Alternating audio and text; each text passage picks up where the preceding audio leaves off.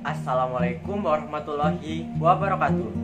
Saya Muhammad Rizky dari kelas 11 IPA 1. Pada kesempatan kali ini saya akan membawakan materi tentang perlawanan rakyat terhadap pemerintahan kolonial Belanda. Nah, pada video ini materi yang akan saya bahas adalah perlawanan rakyat Batak atau Perang Batak. Nah, bagaimana sih strategi perlawanan rakyat terhadap kolonial Belanda pada Perang Batak ini? Dan bagaimana juga nilai-nilai yang dapat kita teladani dari perjuangan tokoh perlawanan? Nah, kalau begitu langsung aja kita ke materinya. Batak merupakan nama sebuah suku di wilayah Sumatera Utara. Penduduk daerah ini diperintah oleh seorang raja yang berkedudukan di Bangkara Tapanuli dan memiliki kekuatan politik yang bergelar Sisinga Mangaraja.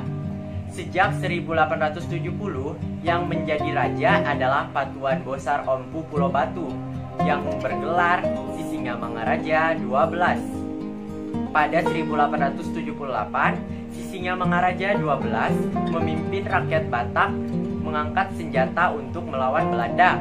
Mengapa rakyat Batak melakukan perlawanan terhadap Belanda? Nah, untuk lebih lanjutnya simak terus ya. Latar belakang terjadinya Perang Batak adalah karena Belanda mulai memasuki tanah Batak seperti Mandailing, Angkola, Padang Lawas, Sipirok, bahkan sampai ke Tapanuli. Kondisi ini menjadi ancaman bagi kekuasaan Raja Batak. Masuknya dominasi Belanda ke tanah Batak juga disertai dengan misi penyebaran agama Kristen. Hal ini ditentang oleh Sisinga Mangaraja 12 karena dikhawatirkan akan menghilangkan tatanan tradisional dan bentuk kesatuan negeri yang telah turun-menurun.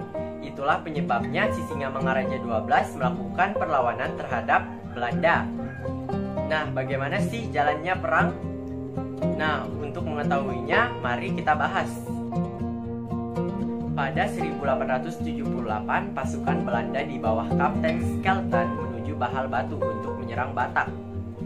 Sementara itu, pasukan rakyat Batak di bawah pimpinan Raja Sisinga Mangaraja 12 melakukan penyerangan terhadap gerakan Belanda di Bahal Batu.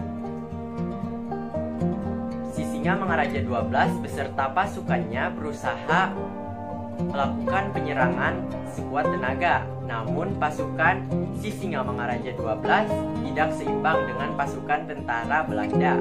Akhirnya pasukan Sisinga Mangaraja 12 harus ditarik mundur. Meskipun demikian, pasukan Sisinga Mangaraja 12 tetap melakukan penyerangan terhadap pos-pos pertahanan Belanda. Setelah berhasil menggagalkan berbagai serangan yang dilancarkan pasukan Sisinga Mangaraja 12, Belanda mulai bergerak menuju Bangkara. Bangkara merupakan benteng dan istana kerajaan Sisinga Mangaraja 12. Dengan jumlah pasukan yang cukup banyak, Belanda berhasil menduduki Bangkara. Namun, Sisinga Mangaraja 12 beserta sisa pasukannya berhasil meloloskan diri dan menyingkir ke daerah Paranginan di bagian selatan Danau Toba. Belanda terus mengejar Sisinga Mangaraja 12. Kedudukan pasukan Batak semakin terdesak. Pada 1905, Belanda meminta bantuan dari berbagai penjuru agar dapat melakukan pengepungan secara intensif terhadap Sisinga Mangaraja 12. Nah, itulah tadi jalannya Perang Batak. Sekarang bagaimana sih akhir dari Perang Batak ini? Nah, mari kita bahas. Simak terus ya sampai akhir video. Pada 1907, pasukan Belanda di bawah pimpinan Kapten Hans Christoffel melakukan penyisiran terhadap kampung-kampung di wilayah Tapanuli. Penyisiran tersebut bertujuan untuk menangkap Sisinga Mangaraja 12. Dalam peristiwa ini, istri dan dua putra dari Sisinga Mangaraja 12 berhasil tertangkap.